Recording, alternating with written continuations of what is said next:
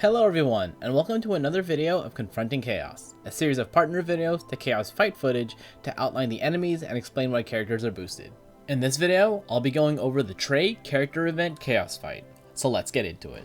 This Chaos fight is two waves, with the first wave against two Tears Eyes, and the second wave against two Evil Gazes. The Tears Eye is not a new enemy, but it's still not a fun one to face, as it can get rather tanky in this fight. They have primarily single target attacks, and will occasionally buff their own attack and speed through the fight.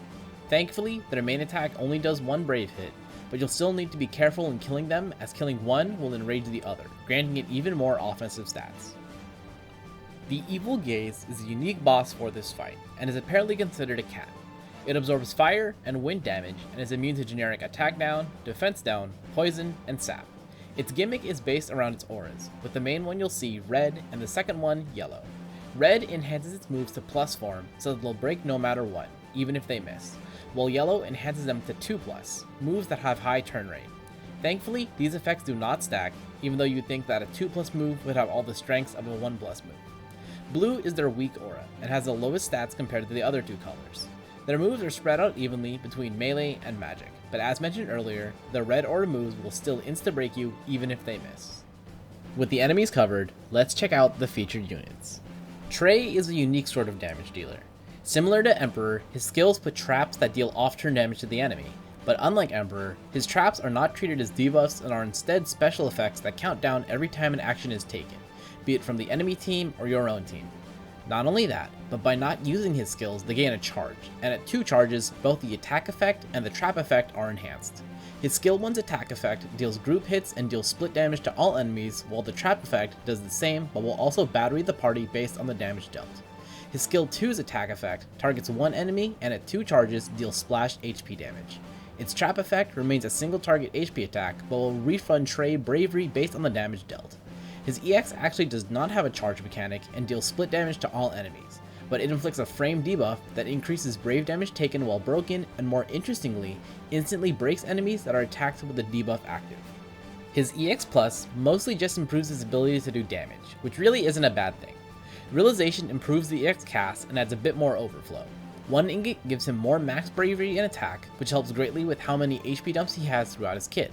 2 ingots grants him his starting buff, recast gauge, and also sets his skills to 1 charge immediately, meaning you open with his EX cast and then come his next turn you have a 2 charge version of either skill ready. 3 ingots gives his EX cast a double cast effect, as well as granting him an HP plus attack that can go up to 2 charges. It won't create any traps, but as you'd imagine, charge 2 is a fair bit more potent than the lower versions. Quistis gets a rework as well as EX Plus with this banner. Her skill 1 finally gets an unconditional HP dump and now batteries the party before the brave hits, and it also gives her a brave plus attack. Her skill 2 gains more hits, and that's it. But hey, 6 hits is more than 2 hits. Her EX Plus gives her more supportive abilities, but it can be rather costly. Realization improves the EX cast, makes the HP hit always happen, and applies a frame debuff that lowers max bravery and attack. 1 ingot is max brave and attack boost, which is nice because it helps her battery and her skills with so many hits. 2 ingots gives her starting EX buff, improves it to include an increased overflow aura, applies her debuff at the start of every wave, and has the EX do splash HP damage. 3 ingots makes the EX cast much stronger with 10 hits, and it'll also battery the party based on HP damage dealt. This is interesting because her EX will be up like every other turn, and Quistis batteries off every single one of her main moves, so now she's a bit more than just a lady with the whip delays. Fran is the third on this banner, and she's kinda just okay. Her kit revolves around her frame stacking debuff, which increasingly lowers different stats, and at full stacks unlocks her plus abilities and makes enemies take increased damage from ranged attacks. Without her EX though, she needs to use a skill to apply the debuff before the rest of the party can stack it, and she doesn't have that many skill usages overall. She's not really the archer you're looking to max out from this banner, and made even more irrelevant by other recently available ranged units who offer so much more power and utility. The Lost Chapter synergy unit for this event is Charlotta. Charlotta as a unit isn't very active, so to say, but she provides strong auras.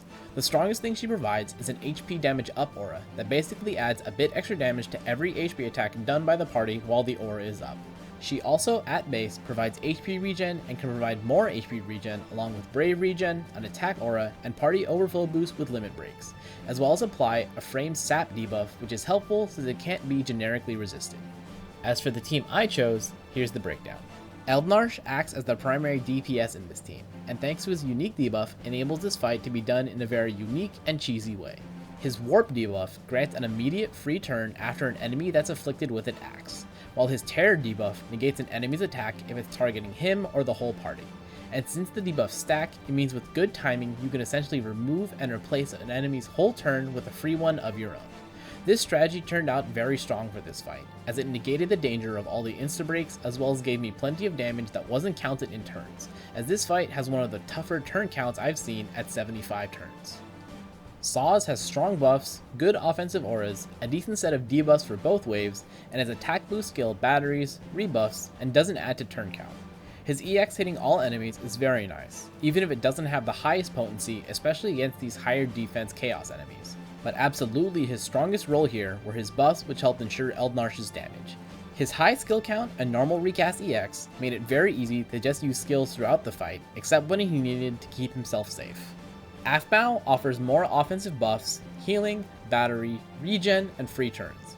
Similar to both Eldnarsh and Saws, she helps keep turn count low thanks to her free turns from her EX effect, which is up basically every other turn since this fight wants you to use your skills very often. The battery and regen especially she provides were a great asset since Eldnarsh can't get directly batteried from his free turns after enemy actions. Her buff counts do conflict with Saws, but since one of them is a framed offense buff and all of Saws' buffs are offensive, it's not the worst thing in the world. With that, this chaos fight should be covered. If you want to see my footage of this fight, I'll link it in the corner and in the description below. If you liked what you saw and want to see future fights, subscribe so they show up as they're made. If you have any suggestions or thoughts, drop them in the comments below. Thanks for watching, and I hope to see you in the next one.